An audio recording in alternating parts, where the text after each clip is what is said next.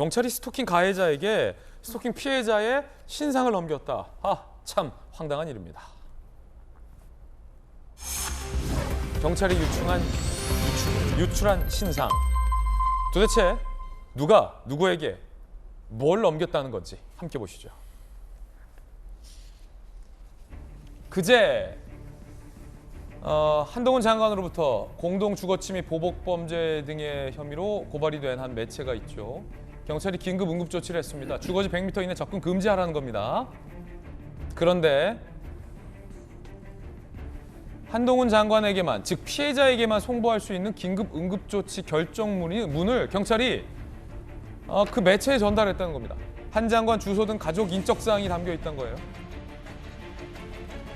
원래는 스토킹을 혐의를 받고 있는 가해자에게는 신상 정보가 없는 통보서가 교부돼야 되는 게 상식 중의 상식인데. 자, 수서경찰 소환기자. 해당 매체 측도 긴급 응급조치 내려진 이유를 알아야 한다는 생각에 사유를 담긴 결정서를 보낸 것이다. 참 친절하군요. 한 장관 주소를 이미 알아서 별 문제 없을 것이라 봤다. 라는 이야기를 동아일보 기자에게 하고 있습니다. 강력계 형사 출신의 박성매 변호사님. 이야, 어차피 이미 알고 있는 건데요. 뭐 수서경찰서 관계자의 해명은 저거 아닙니까? 네네. 그리고 그쪽도 사유를 좀 알아야 될 것 같으니까 우리가 보내줬다. 친절하기까지. 적반하장인 것 같기도 하고. 스토킹 처벌법상 경찰이 긴급 응급 조치를 한 경우에는 스토킹 행위자에게 통보서를 교부합니다. 이 통보서에는 긴급 조치의 내용과 불복 방법이 기재되어 있는데 긴급 응급 조치를 받은 스토킹 행위자도 항고를 통해서 불복할 수 있는 절차가 마련되어 있기 때문입니다. 다만 이 경찰은 그와 별개로 긴급 응급 조치를 한 경우에는 결정서를 작성해야 합니다. 이 결정서에는 상당히 상세한 내용, 스토킹 행위의 요지, 필요한 사유, 그 내용 등이 기재되게 되는데 검사를 거쳐서 판사의 사후 승인을 받아야 하기 때문입니다. 이 경찰청 범죄수사 규칙에 따르면 스토킹 행위자에게는 통보서만 교부하고 스토킹 피해자에게는 결정서만 교부하게 돼 있습니다. 물론 스토킹 행위자가 경찰의 긴급 응급 조치에 불복할 때, 즉 항고 절차를 밟을 때에는 이 결정서도 열람 복사해 볼 수 있습니다. 법원의 재판 단계를 거쳐야 하기 때문에. 그렇지만 먼저 나서서 경찰이 결정서를 교부해 준 것 자체는 다소 부적절해 보입니다. 일단은 경찰청 범죄수사 규칙에 위반되긴 합니다. 그렇지만 내부 훈령이라 이 위반 자체로 위법이라고 평가하기는 다소 이릅니다.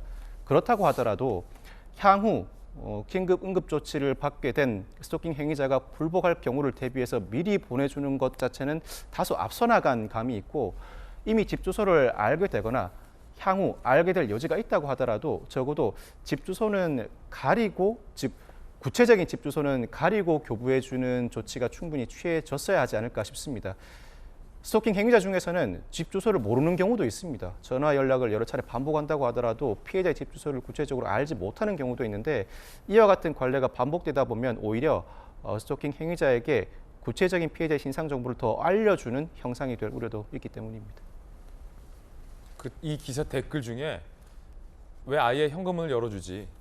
이런 댓글도 있더라고요. 그래서 이 경찰의 태도를 바라보는 시각이 매우 비판적인 의견은 이런 의견도 있다라는 겁니다. 강력계 형사 출신의 박성매 변호사도 부적절했다라는 의견 주셨습니다.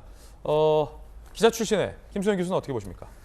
굉장히 감정이입을 하게 돼요. 사실 스토킹 범죄라는 게 특히 이제 여성들이 많이 겪곤 하죠. 그런데 이 스토킹에 대한 사회적인 경각심이 너무 낮았기 때문에 이거 뭐 좋아해서 쫓아다니는 거 아니야? 이게 뭐 이렇게 심각한 문제야? 이런 경각심이 너무 적어서 법도 일부러 만든 거 아닙니까? 그래서 스토킹이 국가가 개입해야 되는 범죄라고 규정하고 강제력을 행사해서 그걸 못하게 하겠다라는 게 어떻게 보면 그 스토킹 방지법이 만들어진 이유예요. 그런데 지금 경찰의 해명을 들어보면 너무 안이한 거죠. 여전히 스토킹에 대해서는 너무 안이하게 생각하고 있는 거예요. 어차피 주소 다 아는데 그 주소 좀 적힌, 인적사항 좀 적힌, 결정문 좀 미리 보게 해주는 게 뭐가 문제냐. 저는 경찰이 실수를 한 줄 알았어요, 맨 처음에.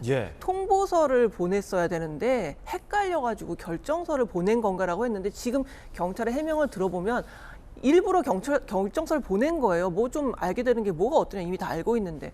그런데 심지어 이 결정서를 받은 가해자, 더 탐사 측은 마치 이러한 공권력을 조롱하기라도 하는 듯이 유튜브에다 버젓이 그 정보들을 올렸거든요. 예. 그렇다 보니까 이 한 장관의 주소 같은 것들이 노출되게 된 거예요.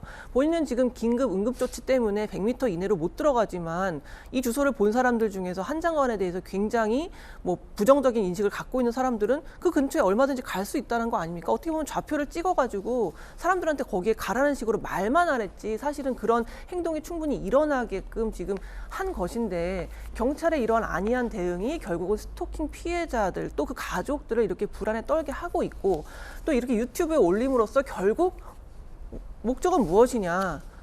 관심이에요, 관심. 무관심이 답인데 관심을 계속 붙들어 놔야 되고 관심을 붙들어 놓기 위한 먹잇감으로 제일 좋은 게 한동훈 장관이거든요. 왜냐하면 아시다시피 한동훈 장관 무슨 비디오 클립만 유튜브에 올려도 몇백만씩 조회수가 찍히는 그런 스타 장관이잖아요. 예. 그렇다 보니까 결국은 떡볶이를 많이 팔기 위해서 한동훈 장관을 물고 늘어지는 것이고 그렇게 받게 된 결정서에 나온 주소를 유튜브에 올림으로써 이 피해는 점점 더 커질 것이고 거기에 기여한 게 경찰이다라는 생각을 하면 언제든지 스토킹 범죄의 이제 피해자가 될 수 있다라는 불안을 가지고 사는 일반 시민들 또 여성들의 입장에서는 너무너무 이거는 아니하고도 불쾌하고 두려운 일인 거죠.